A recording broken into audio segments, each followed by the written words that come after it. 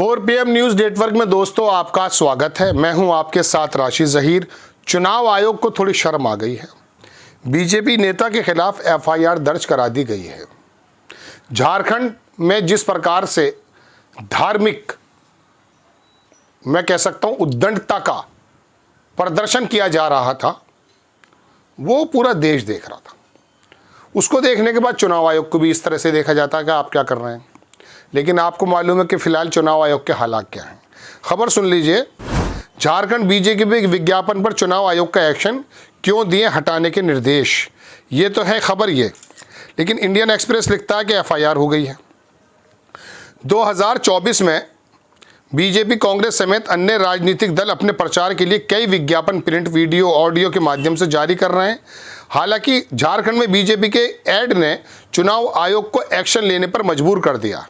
चुनाव आयोग ने इस विज्ञापन को आचार संहिता का उल्लंघन मानते हुए इसे हटाने के निर्देश दे दिए हैं। केंद्रीय चुनाव आयोग ने कांग्रेस और JMM की शिकायत पर झारखंड चुनाव आयुक्त को निर्देश दिया कि वो बीजेपी के सोशल मीडिया टीम द्वारा X और फेसबुक पेज पर डाले गए विज्ञापन पर कार्रवाई करे और उसे हटाने का निर्देश करें। क्या था साहब उस पोस्ट में?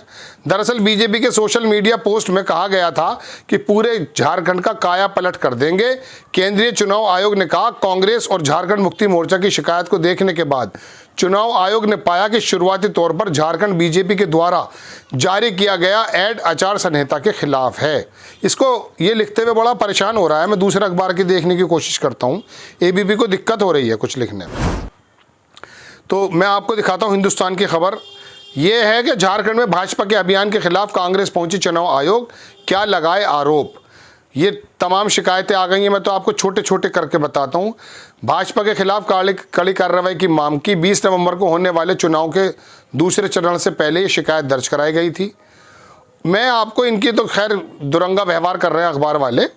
मैं आपको डॉक्टर मुकेश कुमार हैं, उनकी वो दिखाता हूँ साहब। उन्होंने क्या लिखा है। उन्होंने बड़ी अच्छी बात लिखी कि झारखंड चुनाव में बीजेपी कितनी नीचता पर उतर आई है।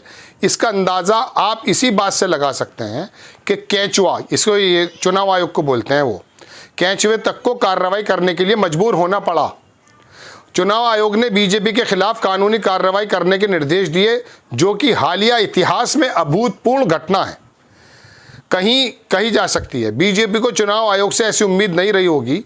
बीजेपी के खिलाफ FIR भी दर्ज कर ली गई है। ये बात लिखने को तैयार नहीं है ये प्रिंट मीडिया, जो मुझे यहाँ पे पकड़नी पड़ रही है। पता नहीं गिरफ्तारियाँ होंगी या नहीं, मगर होनी चाहिए। सीधे पार्टी अध्यक्ष को धरा जाना चाहिए।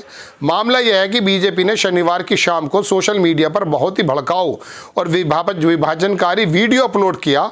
इस पर JMM ने ज़बरदस्त तरीके से आपत्ति जताई। चुनाव आयोग को एक तरह से ललकारा कि क्या अब देश में इसी तरह से चुनाव होंगे। इसके बाद माहौल एकदम चार्ज हो गया। चुनाव आयोग बचाव की मुद्रा में आ गया। उसके पास कार्रवाई करने के अलावा कोई चारा नहीं था।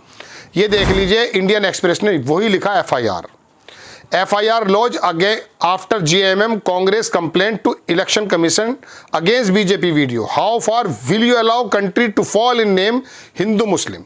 ये इंडियन एक्सप्रेस ने छाप दिया। वाकई इसकी तारीफ भी उन्होंने की है। हेमंत सोरेन ने भी तारीफ की है।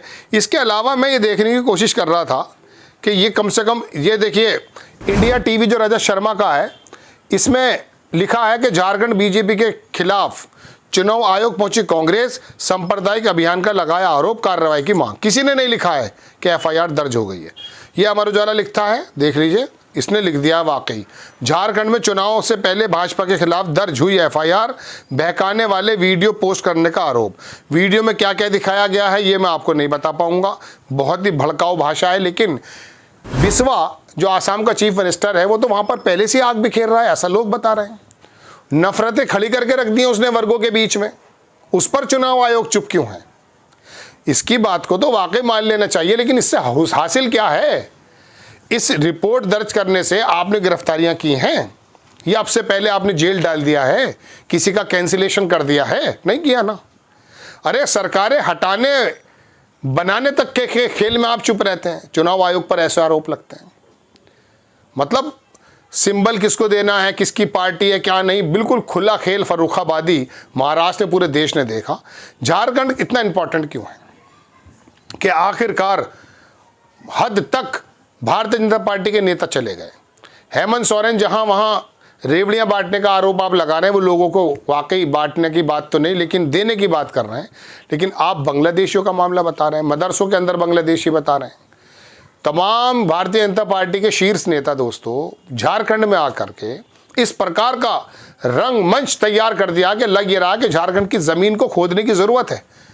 वहाँ के लोगों ने कई ने बताया कि ज़मीन के नीचे बड़े लौह वयस्क हैं, बहुत ज़बरदस्त तरीके का जो है मटेरियल छुपा हुआ है, और जो बिजनेसमैन हैं बड़े बड़े, उन लोगों ने नोटों की बोरियों के मुंह खोल दिए हैं कि झारखंड हर हालत में चाहिए। वहाँ का कोई पार्क भी है।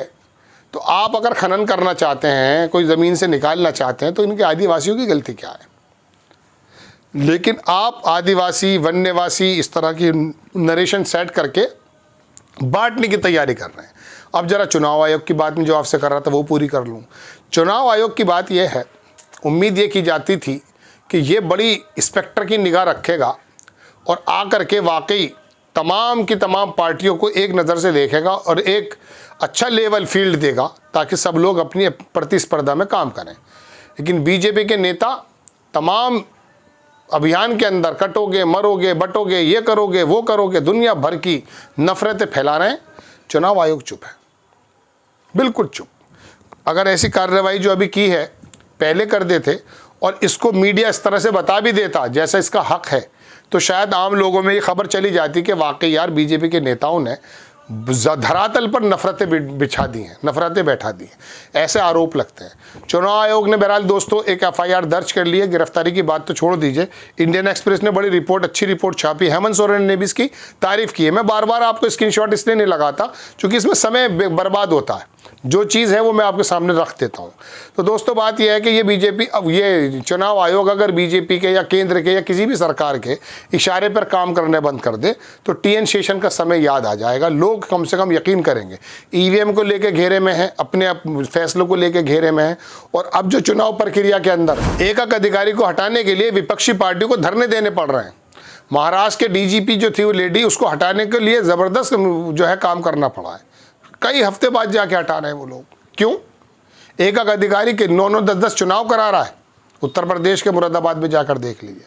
ये चुनाव आयोग है कौन है? आपको खबर कैसी लगी अपनी राय कमेंट्स बॉक्स में ज़रूर दीजिएगा।